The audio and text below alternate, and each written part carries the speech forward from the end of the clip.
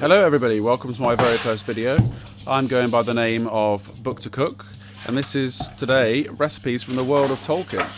I bought this book for myself for Christmas, and it's a bit of me. I thought, I'm a big fan of Lord of the Rings, and they are always talking about food in that in the films and books. So let's start with breakfast, and of course, second breakfast.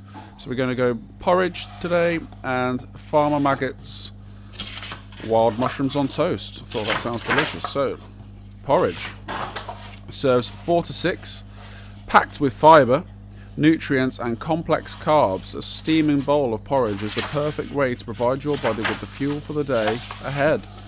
To add extra nutrition and flavour, there is a list of Middle-earth inspired toppings for you to choose from too. Unlike improvised gruel, I don't know why I couldn't read that. Unlike improvised gruel made from oats and water, this kind of breakfast is the kind of breakfast a wary traveller might make whilst undertaking a long journey, such as the hobbits did. Porridge made at home with full access to milk, honey, fruits, jams and nuts can be a sumptuous feast fit for dwarves, men and hobbits alike.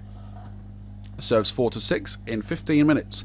I am by myself, so I'll be halving everything. It says use 200 grams of porridge oats. I'll be using 100. It's also got 1 litre of milk, 500 of water, 1 teaspoon of vanilla extract, pinch of salt, and cinnamon. I have halved everything. So, pour the milk, water, and vanilla extract, cinnamon and salt in a large saucepan over a medium heat and bring to the boil slowly. Stir in the oats, then reduce the heat and simmer gently, stirring occasionally for 8 to 10 minutes until creamy and tender. So in my measuring jug, I measured the water and milk together just to save on the washing up, so there's one less measuring jug. In goes the vanilla extract here. Just a little glug there. Glug, glug, glug. And a pinch of salt, Maldon sea salt of course, and some cinnamon. Oh, it's a brand new jar, so let's take off that little paper cap first, shall I? I do in this video realise that my arm and wrist are in a lot of the shots, so you do notice me trying to change that somewhat in the future. I think what I might do. This is my first video, guys. I'm just working it out, so thank you for staying with me this long. I think I'm going to move my camera over to the left side of my stove because I'm right-handed and the hob buttons are all on the right. So if I'm constantly leaning over the camera lens, then it's not going to look very good content. So I'm just going to grab a spoon here and stir in this cinnamon. Doesn't do a particularly good job because cinnamon floats seemingly. So there we go. Oh, I'm just going to get my little spoon rest from the draining board. How lovely. So I'm just going to fast forward ahead in a minute and bring this to the boil so you don't have to watch it. Here are the oats I'm using. Didn't know if that's a good choice. I've never had porridge before. Let's find out together. So my water and milk, cinnamon and salt concoction has come to the boil. I'm just going to turn the heat down now and bring it to a simmer. Just going to give it a stir so it doesn't boil over the edge. I am using oat milk. I think I said that. I'm lactose intolerant, so none of my recipes, wherever it says milk and butter, milk will probably always be oat milk, and butter, I'll probably just use olive oil, most likely. Oh, I do love butter, it is delicious, but it doesn't love me, so I'm just going to give these oats a stir here, make sure they're not clumping and sticking to the bottom. And it says just bring to a simmer for 8 to 10 minutes until creamy and tender, stirring occasionally, so I'm just going to keep on stirring occasionally just to make sure there's no clumps, there's no hard dry bits in the middle, and that it's not sticking to the bottom. Here we go. So fast forward 2 or 3 minutes here. It's just reaching that simmer. So again, just giving it a stir, making sure nothing's sticking to the bottom. I will work out where to put my camera and arm next time, guys. Don't worry, don't worry. But listen to those Listen to those bubbles go.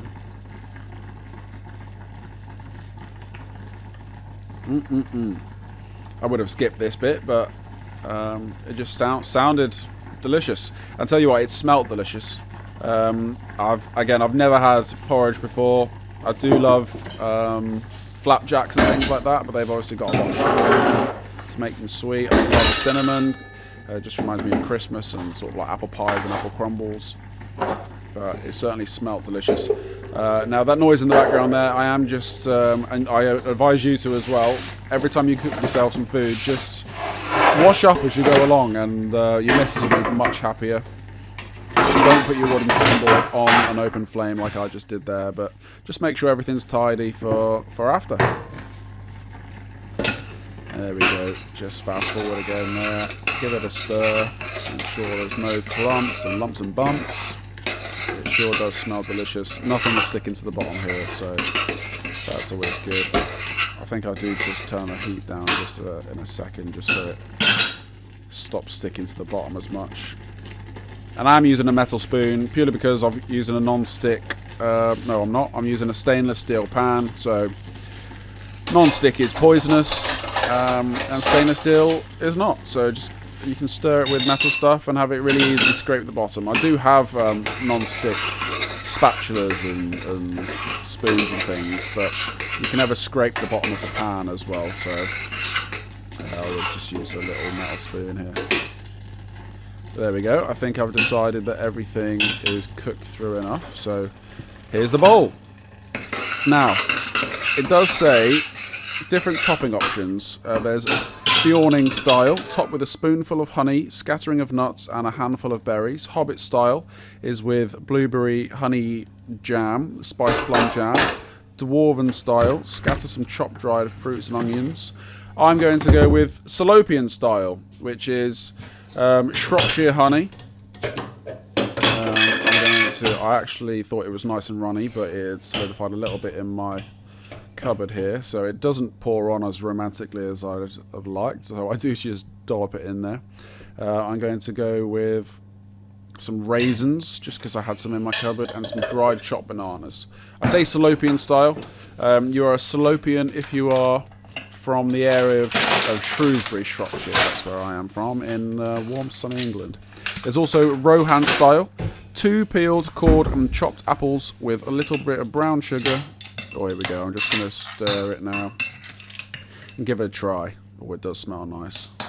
Oh, full of a cook. But porridge, not my cup of tea. So should we move on to something a little bit more substantial, like second breakfast? So I'm just going to tidy up a little bit here. Clean up your workspace. There's also Numenorian style. Add a drizzle of maple syrup and roughly chopped fig. And Gondorian style, which is grilled peach and a dash of cream, which does sound nice. But Farmer Maggot's wild mushrooms on toast. These delicious mushrooms, which are rich in antioxidants, as well as being one of the few food sources of essential vitamin D, are perfect as part of a healthy morning meal.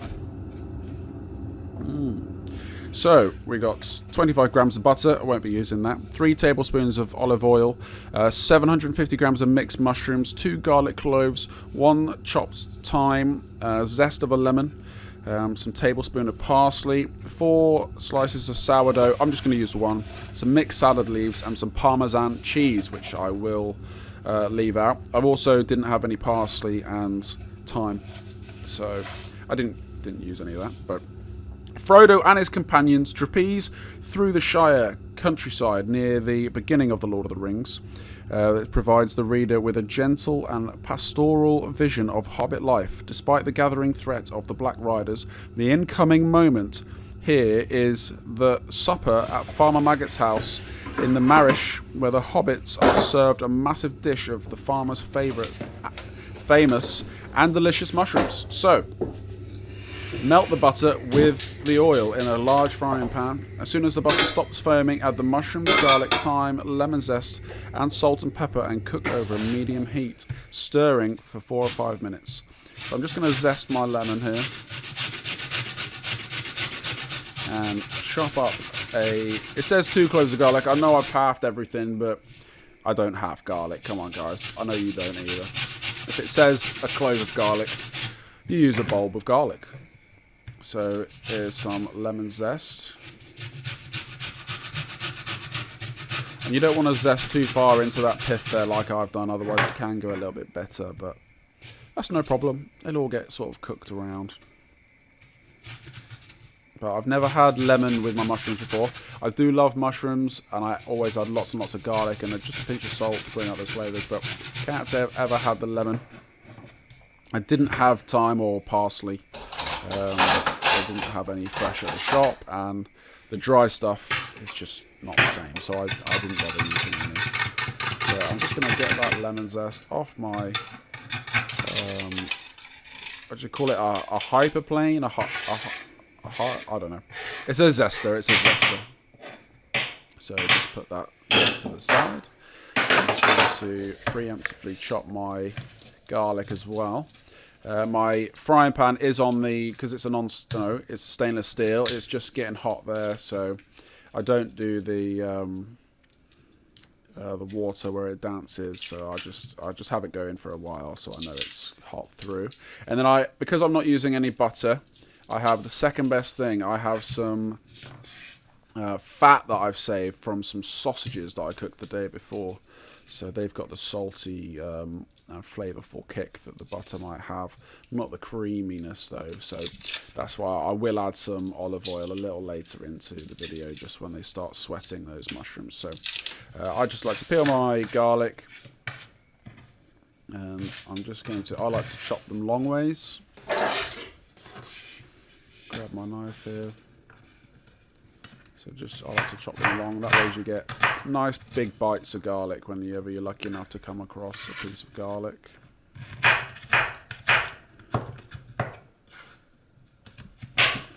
Oh, I know this one's going to smell delicious. So, I've got my sausage fat in a cup here, or a mug that I saved from the day before. It's actually sausage and bacon in there. I just cooked myself a full English for breakfast the morning of. Just going to add this as a low heat, just because there's a lot of moisture in that fat, so I don't want it spitting everywhere. Just add a nice dollop and give it a swirl around. Make sure the whole of the pan's covered. And I'm going to add my lemon zest and my onions in, and a pinch of salt.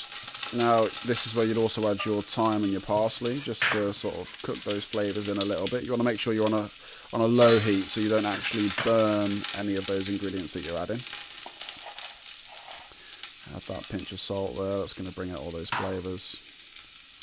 And then you're going to dump in your mushrooms. Now, I've just got a big bag of mixed mushrooms here. I think there's some oysters in there, some button mushrooms all cut up. Really nice and woody flavours. Never seen these mushrooms before, just found them at my local supermarket.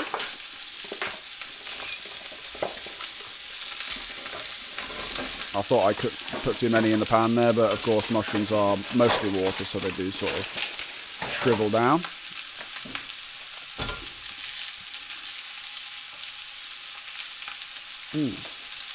And you just want to give them a stir, make sure they're all sort of combined with the flavours. Mostly so those ingredients you added at the start before the mushrooms don't burn to the bottom. So just going to do that here. Oh, sorry for that T-Rex sound there. That's just my frying pan scraping on the hob.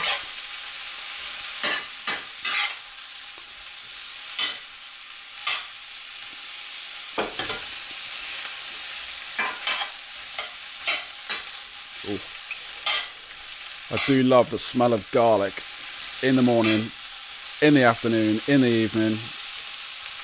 Whenever you're cooking, every meal, garlic is the answer. So, you need a piece of sourdough. It does say to toast it in the recipe, but I'm not going to do that. I'm not really a toast guy myself. You just continue to stir those mushrooms there. A lovely long shot of my piece of bread here. I thought I cut this out, truth be told. It was fresh from the bakery that morning. And you want to just drizzle some olive oil in there, just to sort of help them sweat along. But the olive oil gives it a little bit of flavour that you might lack with not having butter. Back to the bread. You're going to add your greens. I thought these greens looked really pretty, so I bought these purely for the visual, but actually they were delicious as well. Back to those mushrooms. These have been sweating for maybe 7 or 8 minutes now. Just a medium-low heat, just stirring constantly, to be totally honest, just because I don't think you can actually overcook mushrooms, but it depends on if you like them sort of soggy and slimy. I do like that, or if you want them a little bit, a little bit firmer. I'm easy, to be totally honest. And then when you think they're done, just let them sweat a little bit longer. And transfer them onto your plate. So here we go. Just transfer them straight on there. Oh, these did look good. Some real chunks, some real big meaty bits of mushrooms there. And for me, a breakfast isn't complete without a little dollop of Daddy's brown sauce. Yes, please. And there you go. Breakfast is served.